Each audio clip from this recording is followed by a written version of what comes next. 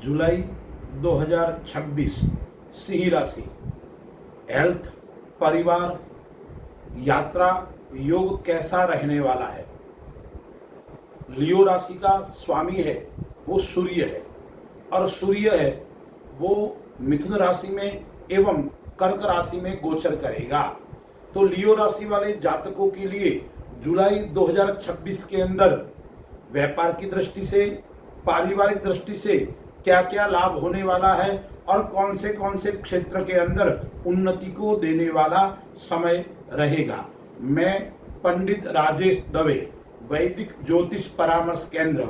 दर्शक मित्रों, यह जो मैं आपको फलादेश बता रहा हूँ, यह फलादेश गोचर के अनुसार बता रहा हूँ। तो जुलाई माह के अंदर ग्रहों की स्थिति क्या है, कुंडली आपके सामने है। देखिए, लग्न के अंदर केतु गोचर कर रहा है सिंह राशि के अंदर, 7वें घर के अंदर राहु है, कालसर्प योग बन रहा है। 8वें घर के अंदर शनि है, सिंह राशि वालों के लिए पनौती भी ढैया चल रही है। 10वें घर के अंदर मंगल गोचर कर रहा है। 10वें अंगार को यस्य सकुल दीपक, तो 10वें स्थान में मंगल श्रेष्ठ और उत्तम माना गया है। सूर्य है वो आय स्थान के अंदर गोचर कर रहा है, लेकिन सूर्य मिथुन राशि को छोड़कर कर्क राशि के अंदर 16 तारीख को प्रवेश करेगा। कर्क राशि में 12वें भाव के अंदर जो बुध, शुक्र आदि बैठे हुए हैं, और जो बुध शुक्र है साथ में बुध जो है वो कब तक रहेगा, और वहां पे गुरु भी विद्यमान है। गुरु, बुध और शुक्र साथ में है। गुरु पूरे महीने उच्च का होकर कर्क राशि में गोचर करेगा। शुक्र है वो कर्क राशि को छोड़कर 4 तारीख को सिंह राशि में प्रवेश करेगा। बुध है वो वक्री अवस्था के अंदर है, तो बुध पीछे की ओर आएगा और वो मिथुन राशि के अंदर 7 तारीख को आएगा और वहीं रहेगा, और 23 तारीख को मार्गी होगा। गुरु 16 तारीख को सूर्य के साथ में युति बना रहा है, तो गुरु अस्त भी हो जाएगा। यह ग्रहों की स्थिति है। अब मैं आपको कुछ तारीखें बताता हूं। इन तारीखों में सिंह राशि वाले जातकों के लिए, लियो राशि वाले जातकों के लिए कष्टदायक रहने वाला है। इन तारीखों में आपको सचेत और सावधान रहना पड़ेगा। अपने वाणी के ऊपर आपको संयम बरतना पड़ेगा, अन्यथा आपका गुस्सा आपके लिए नुकसानदायक हो सकता है। बना हुआ काम आपके लिए बिगड़ सकता है, क्योंकि व्यापार की दृष्टि से 10वें स्थान के अंदर मंगल है। यह महीना व्यापार के लिए अच्छा और श्रेष्ठ है, सोने में सुहागा समय है। लेकिन आपकी वाणी, आपका कठोरता आपको सभी कार्य में परेशान कर सकता है, इसलिए वाणी के ऊपर संयम बरतने की आवश्यकता है। लग्न के अंदर केतु बैठा हुआ है, तो केतु है वो आध्यात्मिक ग्रह है। तो लियो राशि वाले जातकों के लिए यह जुलाई महीना आत्मचिंतन का महीना रहने वाला है। आध्यात्मिक क्षेत्र से आपका लगाव रहेगा, आध्यात्मिक क्षेत्र से अच्छा जुड़ाव रहेगा, धार्मिक कार्य में आपकी रुचि बढ़ेगी, और आप स्वयं कोई साधना, कोई तपस्या करने की बार बार आपके मन में इच्छा होगी। यानी आध्यात्मिक दृष्टि से यह वरदानदायक समय रहने वाला है। यानी गुरु का आशीर्वाद मिलेगा, बड़ों का आपको आशीर्वाद प्राप्त हो सकता है। हम व्यापार की दृष्टि से देखते हैं। अब मैंने आपको तारीखें बताई है, वो तारीख कौन सी है? 6, 7, 8, 15, 16, 24 एवं 25 तारीख आपके लिए कष्टदायक रहने वाली है। इन तारीखों में आपको ध्यान रखना पड़ेगा। अब हम व्यापार की दृष्टि से, आर्थिक दृष्टि से थोड़ा ग्रहों के ऊपर अध्ययन करते हैं और विचार करते हैं। तो 10वें घर के अंदर मंगल बैठा हुआ है, शनि की वहां पर दृष्टि है, तो कार्य क्षेत्र के अंदर निरंतर प्रगति को देने वाला यह महीना रहेगा। और बड़े निवेश का योग इस माह के अंदर आपको आ रहा है। यानी अच्छा काम, बड़ा काम आपको मिल सकता है। आपने जो सोचा नहीं होगा ऐसा काम आपको मिल सकता है। इसलिए आपको ध्यान पूर्वक करना है, समझदारी पूर्वक कार्य को करना है। निवेश कैसे करना है, किस प्रकार से करना है, ऐसी योजना आपको बनाकर चलना पड़ेगा। अन्यथा अच्छा समय चला जाएगा तो पछतावे के अलावा आपके पास में कोई समय नहीं है। कोई लंबित कार्य चल रहा था काफी समय से, वो लंबित कार्य भी आपके पूर्ण होने वाले हैं। आय के नए स्रोत स्थापित होने वाले हैं, नए द्वार खुलने वाले हैं। आप काफी समय से कई अलग अलग प्रकार के कार्य करना चाहते थे, तो सभी प्रकार के कार्य भी आपके होने वाले हैं। आप बड़े भाई के साथ में व्यापार करते हैं, बड़े भाई के साथ में कार्य करते हैं, तो आपके लिए अच्छा और श्रेष्ठ रहेगा। आय का प्रवाह इस माह के अंदर निरंतर जारी रहेगा, यानी धन का आगमन आपके लिए अच्छा रहेगा। पैसा आएगा, आपको निवेश कैसे करना है उसके ऊपर थोड़ा ध्यान देना पड़ेगा। सुरक्षित निवेश ही आपके लिए अच्छा रहेगा, यानी आप निवेश करते हो तो दीर्घ काल, लंबे काल तक आपको निवेश करना है। छोटे टर्म के लिए आपको निवेश नहीं करना है, अन्यथा नुकसान का आपको सामना करना पड़ सकता है।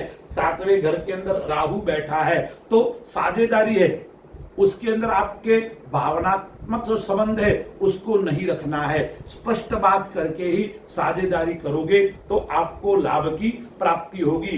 देवगुरु बृहस्पति है, वो 12वें घर के अंदर उच्च का होकर बैठा हुआ है, तो आपका नेटवर्क बढ़ेगा। विदेश संबंधी कार्य करते हो तो आपको अच्छा और श्रेष्ठ फल देने वाला रहेगा।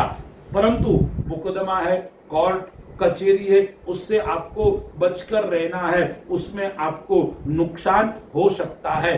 दर्शक मित्रों, शनि बैठा हुआ है, वो 8वें घर के अंदर बैठा हुआ है, तो आकस्मिक धन तो मिल सकता है, लेकिन शनि है वो न्याय का ग्रह है, इसलिए कोई भी आप 2 नंबर का कार्य करते हो, गलत रास्ते से पैसा कमाने का आप प्रयास करते हो, तो उसके अंदर आप फंस सकते हैं। आपके ऊपर कोई मुकदमा, कोर्ट आदि के अंदर आपको घसीटना पड़ेगा, आपको जाना पड़ेगा। इसलिए किसी भी प्रकार का आप 2 नंबर का कार्य करते हो तो सावधानी पूर्वक करना है, नहीं करो तो आपके लिए अच्छा और श्रेष्ठ रहने वाला है। शनि है वो 8वें घर के अंदर बैठा हुआ है, तो आरोग्यता की दृष्टि से हम देखते हैं, हेल्थ की दृष्टि से देखते हैं, तो यह इतना समय अच्छा नहीं माना गया है।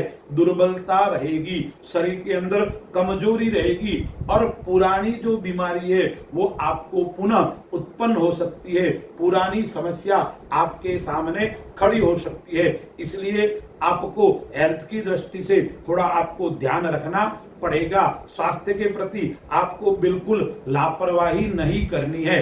अब मैं आपको एक बात 2-3 बिंदु और बताता हूं कि सिंह राशि वाले, लियो राशि वाले जातकों के लिए आपका समय अच्छा है, आपका व्यवहार अच्छा रहेगा, लेकिन आपका अहंकार आपको नुकसान दे सकता है। इसलिए आप किसी बड़े अधिकारी से आप बातचीत करते हो तो संयमता पूर्वक करनी पड़ेगी। यदि आप नौकरी से जुड़े हुए व्यक्ति हो, आप सरकारी कार्य के अंदर सेवारत है, तो आपके लिए प्रमोशन का योग और स्थान परिवर्तन का योग भी बन रहा है। और एक बात आपको और कहता हूं, दिनचर्या आपकी सही होनी चाहिए, अन्यथा पेट और मानसिक तनाव आपको देखने को मिलेगा। अतः प्रातःकाल उठकर आपको क्या करना है, प्राणायाम करना है, और योग उसके ऊपर विशेष आपको ध्यान देना है। परिवार की दृष्टि से देखते हैं तो जीवन साथी के साथ में कड़वाहट हो सकती है, मनमुटाव हो सकता है, इसलिए समझदारी पूर्वक और धैर्यता पूर्वक आप जीवन साथी के साथ में बर्ताव करोगे तो आपको कोई चिंता करने की आवश्यकता नहीं है। माता पिता से आपको अच्छा बनने वाला है, माता से लाभ होने वाला है, और पैतृक सुख भी प्राप्त होने वाला है। मंगल बैठा हुआ है 10वें घर के अंदर, 4थे घर के ऊपर मंगल की दृष्टि है, तो यह मंगल माता की दृष्टि से अच्छा और श्रेष्ठ रहने वाला है। अब हम विचार करते हैं शिक्षा की दृष्टि से। शिक्षा क्षेत्र से यदि आप जुड़े हुए हैं तो आपको नौकरी का योग भी इस माह के अंदर बन रहा है, उच्च शिक्षा का योग बन रहा है, और 5वें स्थान के अंदर केतु है, तो आप ज्योतिष से संबंधित कार्य करते हो या विज्ञान संबंधी या गूढ़ रहस्य संबंधी आप काम करते हो तो आपके लिए फायदादायक, लाभदायक रहेगा। और आप किसी भी कंपटीशन के अंदर आप काम कर रहे हो, उसके अंदर आप अपना भाग्य आजमा रहे हो, तो आपको उसके अंदर भी अच्छा सफलता मिलने वाला योग मिल रहा है। अब आपको और बात बताता हूं, आप ध्यान पूर्वक सुने। 2-3 बिंदु है, उसके ऊपर आपको विशेष ध्यान केंद्रित करना पड़ेगा। मैंने जो आपको तारीखें बताई है, उन तारीखों में आपको अपने वाणी के ऊपर, स्वभाव के ऊपर कंट्रोल करना पड़ेगा, अन्यथा आपका अहंकार आपको नुकसान पहुंचा सकता है। दूसरा, आपको ऋण इस माह के अंदर नहीं लेना है।